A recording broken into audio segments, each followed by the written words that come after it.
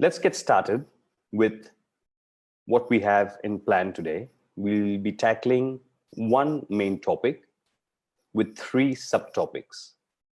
And the name of the topic is the Wellness Circle in detail.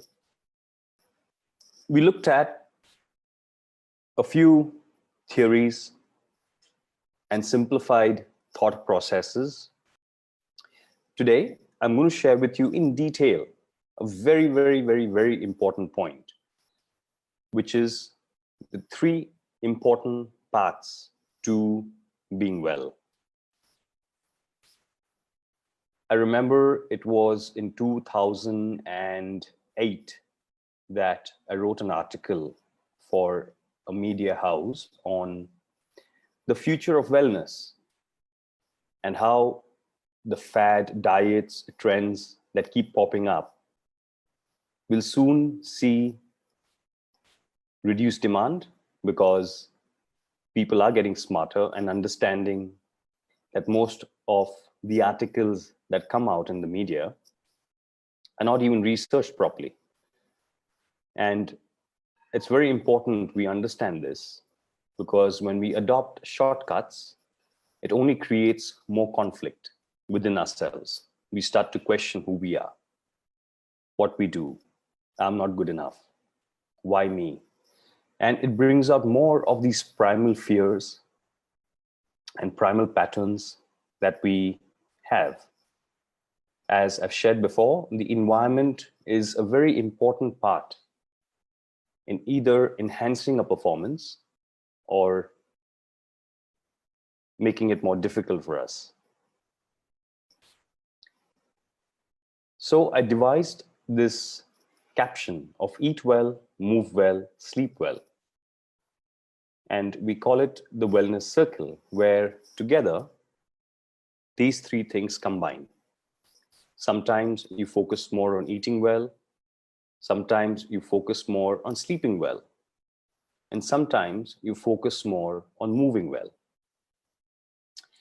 I also remember a time in 2007 when I came back from Australia to look after a few clients here in India. So I'd come down on a few contracts. And at that point, I was predominantly focusing on fitness and personal training. And I utilized the tools of life coaching, meditation, massage as part of a personal trainer. And as I was training a few of the celebrities in the Indian movie industry and also a few athletes, the focus at that point was still on the body, not wellness. And so be it, me being a new face in the industry, it was difficult for me to bring in the concept of being well, as a result of which your body will show you what you want, as opposed to focusing on the body only and hoping you get well. When actually, if you focus only on the physical body, it's actually a trap. It's a trap of ego. It's a trap of Maya. So you're essentially not moving or evolving in any way. You're just stuck in the physical body and on the looks. Fast forward to 2015, where I had a few projects with some wellness resorts. And it was interesting to see how the similar clientele, the celebrities and the athletes, had moved their complete focus from only the body to being well. And mental health, emotional health, spiritual health, these became the important factors in wellness. So it's good to see that people are finally evolving to a consciousness that's going to serve them, as opposed to them being served by a consciousness that they don't want, or vice versa. So eating well, you can go online and you can find innumerable diets, innumerable options, from intermittent fasting, which is the massive trend today. And I would also call it a fad, because technically speaking, intermittent fasting happens in an ideal manner post 3 days of complete fast with minimum water. But of course, we are all looking for shortcuts today, aren't we? So what the market had to do was adapt a shorter version of getting you into that state. And they called it intermittent fasting, and they allowed you to eat 6 to 8 hours a day. In effect, intermittent fasting of both these options don't have the same results. For example, they found intermittent fasting in its ideal manner 3 days post, and intermittent fasting, the way we're doing it as a trend, which I call a joke, has a different effect. So people confuse intermittent fasting and hoping that the second part, which is the fad one or the joke one, will help with cancer and other options or other diseases. There's no evidence to show that this one works, but there is great evidence to show that the ideal one works. So in short, these are all different fragments that people or the media are putting together, and it's because we want it. It's the demand that is creating the supply to a shortcut version of everything that is happening around us, including your diets with high fat, your diets with just soups, your diets with the lemon detox.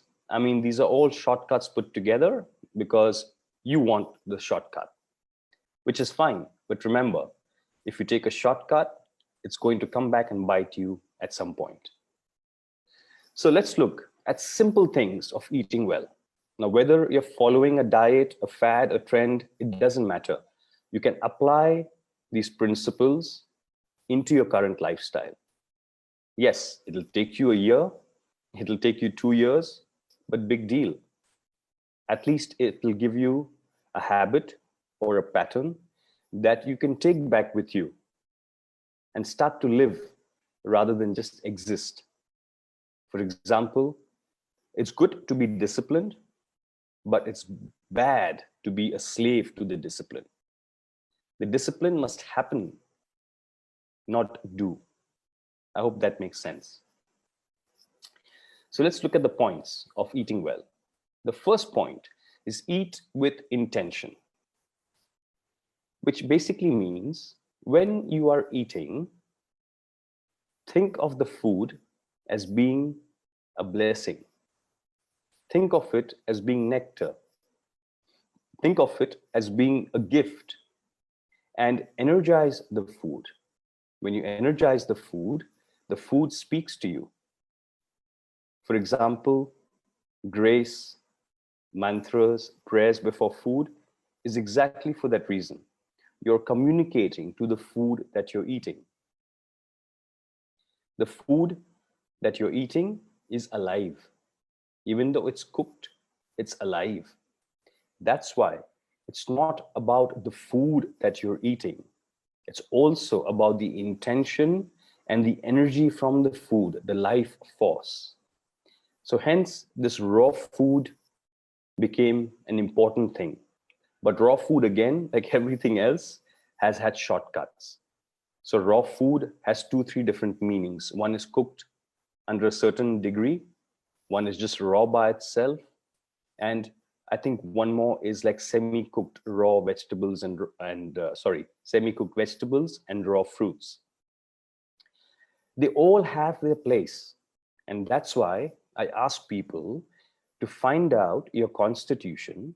And I firmly believe in Ayurveda because I have been following that casually for 5 years and seriously for a year.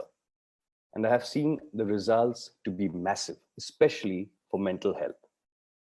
That's the most important part, because once you look after the brain and your mental side, your whole being changes. You're in less conflict, you're more in tune what is happening, and you move into a frequency which supports your growth. Now, how to do that and when to do it is a process we will discuss later on in our show, maybe in the next few weeks.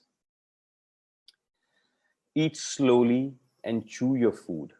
Eat like a cow. keep chewing, because digestion starts in the eyes, then the fingers, then the mouth, and so on and so forth. For the ones who don't eat with your hands, try, if you can, to engage your hands in eating food, because there is energy over here. And these are your magic wands. So when you eat, it sends messages from the fingers all the way through the brain to the body, and you know exactly what you're going in for, including the texture, the temperature, the sensations, the flavors. Remember, your body has memory. It's the second brain, or the third brain if you want to call it, because nowadays the gut is the second brain. And we have a top nutritionist called Maria Lucy, who is going to be part of this program in the next few days. And we'll be sending out the creative very soon. And she's going to talk about the gut health, besides 3 other topics, which we will save for later to take you through her introduction. Eat small portions, eat on time. Now, what does that mean? Eating on time means your last meal must happen ideally at 5 or 6 p.m. It's not easy, because I've been trying for a year and I'm just about getting there. So some days I'm able to eat at 5 or 6 and not have a snack in the night. Or some days I eat at 5 or 6 and then the mind starts taking over. And by 8 or 9, I'm having a second dinner. But it's improving each time. So I'm confident very soon I will be able to move into that evening pattern. Your breakfast is the most important, and the breakfast, so you're breaking the fast, should be the lightest meal.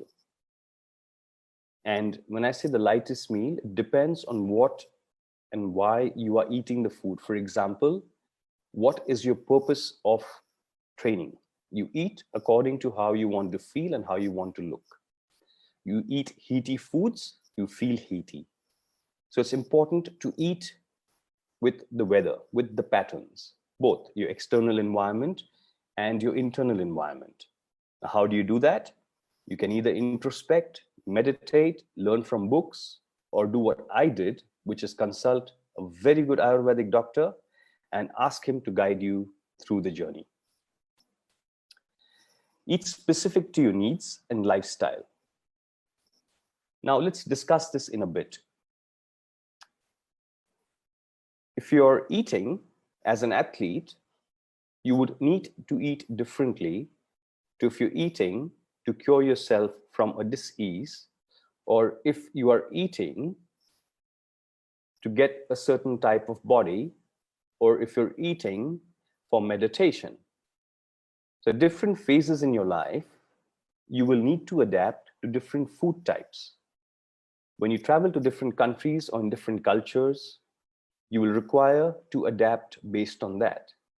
So even though discipline is an important part, remember adaptability and flexibility. In fact, did you know that the more flexible you are in your head, the more flexible your body gets? That's a rule of thumb. It's not the gospel. Remember, whatever I share with you isn't the gospel. It's simply giving you pointers to go within and go out there and find your answers.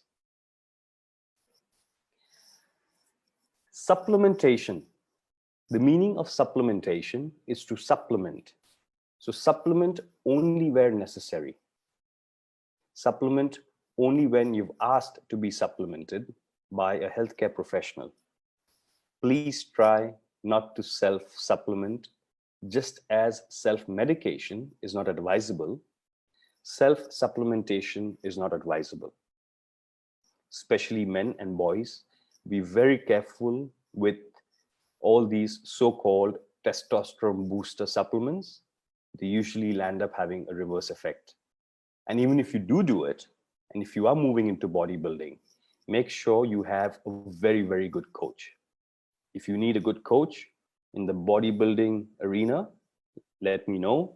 And I have access to one of the best coaches in India. His name is Rakesh Udiyar, and he trains the top celebrities and athletes in India. And he's one person who goes internationally to learn what's out there and what's applicable. Like I said, depending on the culture and the country you live in, you would need to find a coach to suit your type. So remember that personalization is very, very important. If you need help, we have two top health professionals. One is an Ayurvedic doctor, Dr. Paneri, and one is Maria Lucy, who's a nutritionist.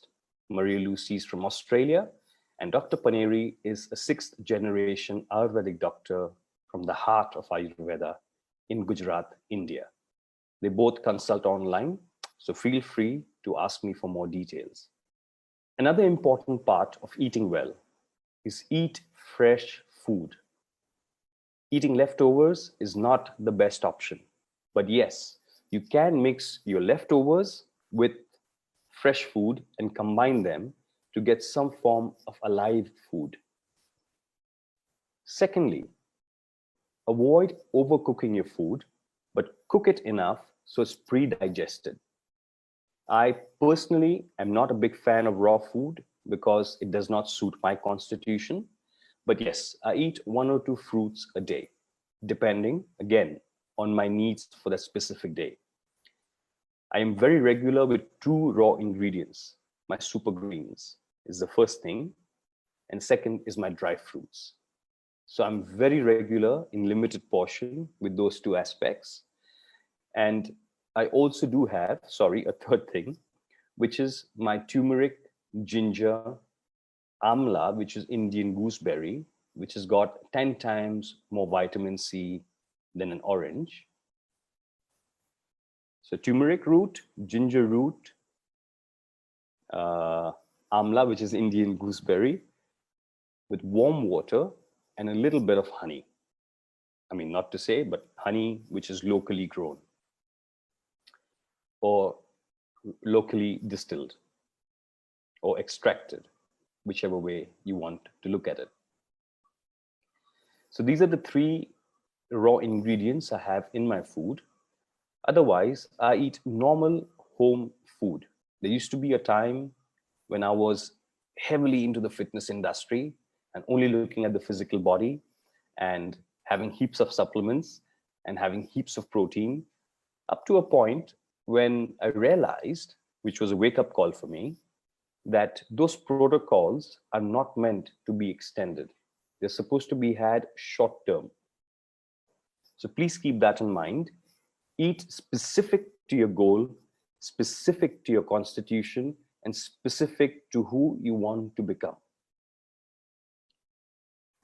Let's move on to moving well.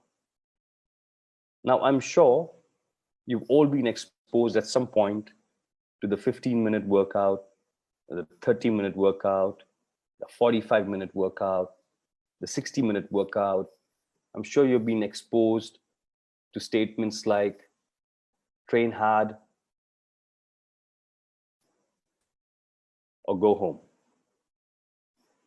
That's all fine, depending on the sport you want to do.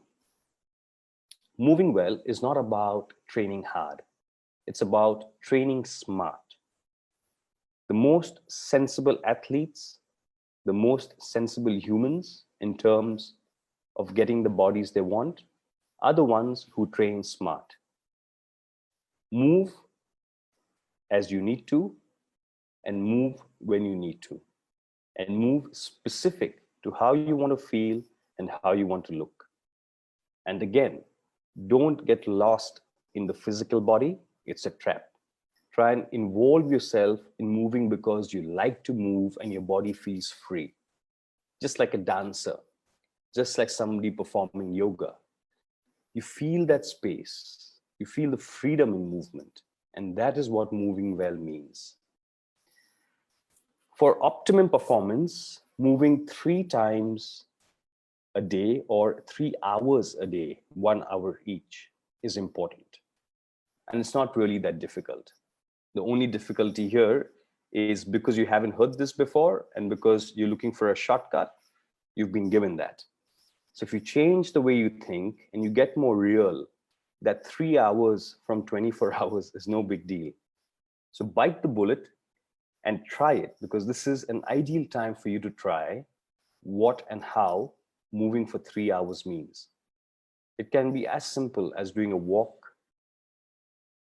just doing a small workout at home, combining that with yoga, combining that with some Pilates, combining that with some slow tone. Choose your options. There's so much information out there. And this is for once when the maximum information or the information overload you could actually make use of. Strength training, it is an important part because we're not moving as much as we used to. So trying to get your muscle fibers to be activated, strength training is very important. Now, strength training doesn't necessarily mean lifting weights or using bands. You can also do strength training using your body weight. We all know of suspension training, most popularly known as TRX.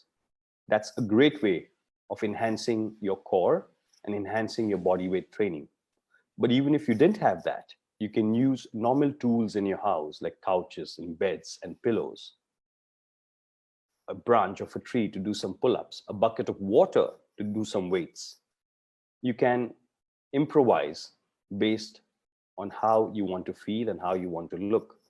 Jump online. There's a lot of information out there. And that's one of the reasons I don't give too much information in my coaching sessions, because all the information you want is out there. There's Google, there's some top doctors out there, there is YouTube. Go out there, do your research, and when you need to consolidate, you come to me. So I can simplify it for you. A very, very, very, very good thing to do nowadays is to do house cleaning. So get a bucket, get a mop, go down on your haunches and clean it the old way. Wax on, wax off, wax on, wax off. And if you don't know what wax on, wax off is, please watch The Karate Kid, the original one.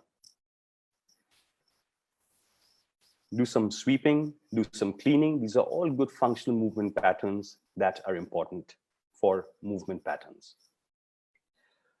Water baths are very important. So a water bath is basically using water to massage your body. Okay, if you don't have a bath, that's fine. Take a bucket of water, and as if you have soap, keep massaging it with water.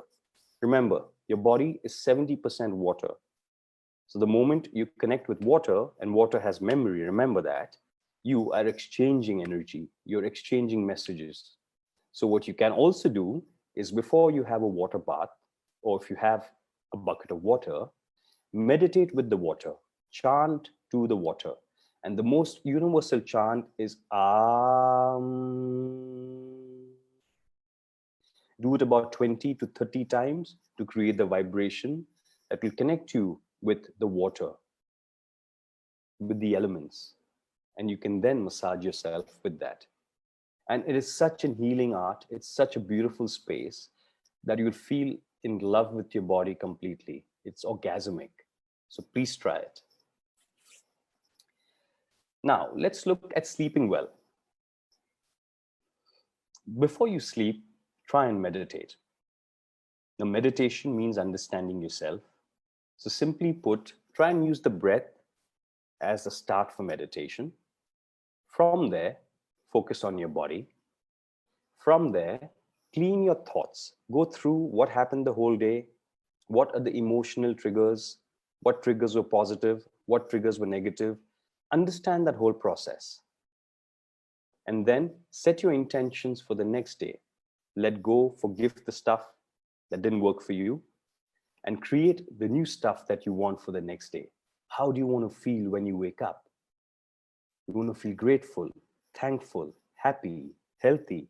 Ask for all these aspects, because only if you ask will you get. Remember, whatever you are living now is what you've asked for. I'm not saying the situation per se. I'm saying how you're handling the current situation. How you're handling the current situation is basically what is prompting your emotions to come out. Whatever that emotion might be, lack of freedom, lack of choice, compulsion. You must be having so many mixed emotions right now, because there's a right thing to do, but at the same time, you have beliefs that you should not be locked down against your wish, whatever it may be. So it's important to understand what thoughts, what emotions, what beliefs, values, needs, and wants serve you now, and adapt and change. Remember, have a plan, have a backup, have a backup. The same thing you can do with beliefs. Have a belief for a certain situation and be flexible to adjust the belief in the other two situations if they arise. That's how successful warriors in the past have lived. They've had a strategy, a second strategy, and a third strategy. That's how corporations work. The successful corporations, they have a plan, a backup, and a backup. So try that. Create your intention and visualize the life you want before sleeping. Very important. Visualize and intend how you want your sleep to be and how you want to feel when you wake up. Have restful sleep rather than long hours of sleep. Try this experiment. Sleep by 9 p.m. So get into bed by 7:30. Give yourself an hour, hour and a half to go through your online content if you want, or better still, don't go through it. Lie down and just focus on the body. Do the superconscious meditation, or do a yoga nidra, or do an active meditation where you're actively aware of the body, and move into a restful state. You'll observe you'll be up by 2, 3 in the morning. At that point, do another meditation and see where it takes you. If you feel like you're awake, get up, have a shower, do what you need to do, change your clothes, do some exercise, and enjoy what happens after that. For all you know, you might by 9 or 10 in the morning need a nap. Have a nap for 15, 20 minutes and observe how fresh the body feels when you wake up at that time. Let me know how you go with this experiment and we can share some notes. Till today, 2 or 3 times a week, I'm in bed, eyes closed by 9, 9:30. I'm up by 2, 3 in the morning. And that's when I feel thankful for knowing how to do yoga, because I start doing yoga and it makes me feel so much better. Wake up in the AM with a meditation and then start your morning ritual. I hope all of you have a morning ritual which is in slow motion. If not, please start one. So if you're up by 3 a.m., up until 4:30 a.m., you should be in super slow motion, where you go move slowly, do your morning cleansing, do your brushing, do your washing, and just slow things down. Do your gargling with salt water, clean your nostrils, the nasal cavity with neti pot, and just be relaxed. And slowly start to wake up, wake up, wake up. Then go onto your phone, then check what's happening if you want. Anyway, you won't be missing much if you look at your phone at 6, 7 in the morning. So try that process of slowing down, because the moment you slow down, you move into repair and restful state. And if you operate from that state, you'll be completely relaxed. Like they say, switch on when you need to, switch off when you don't need to. Simple. Sleep requirements will change based on your current needs. For example, if you've had an emotionally upheaval day, you might find you need more sleep, more rest. But you can counter that by meditating. So you could actually meditate on those emotions, on the upheaval of a day, and create the zone of healing and repair. Sleep before 9:30 p.m. is ideal, but if you can't, your next backup is 11 p.m. And if you can't, then sleep as soon as you can after that. And try waking up when you are ready. Try not to wake up with an alarm, but you can set an alarm in your head by creating an intention. And with practice, before you know it, you'll wake up at the right time. Maybe what you can do is set an alarm for 6 a.m., create an intention for 5:45. So at least if you do wake up at 5:45, then you know you have the 15-minute buffer. And if you don't wake up at 5:45, you have nothing to lose. You will wake up with your alarm. So this is a good transition way of understanding, excuse me, of understanding the power of your intention and the power of you connecting with your body. Oversleeping makes your body stiff. So be aware, try and find that balance of sleeping when you need and when you want to oversleeping. I hope eat well, move well, sleep well, and the information I have given you is a good start. Remember, if you want more detailed information, connect with an Ayurvedic doctor, a very good Ayurvedic doctor. And if you want more information on modern nutrition, we have Maria Lucy, who's part of our team. So you can reach out to her, and she's got some fantastic programs on board, which you can plug and play, or templates that she has created. But within the templates, she has the ability of personalizing a plan for you. So those two options I am going to leave with you on my notes on the Facebook page. So if you do need to connect with them, you can do so.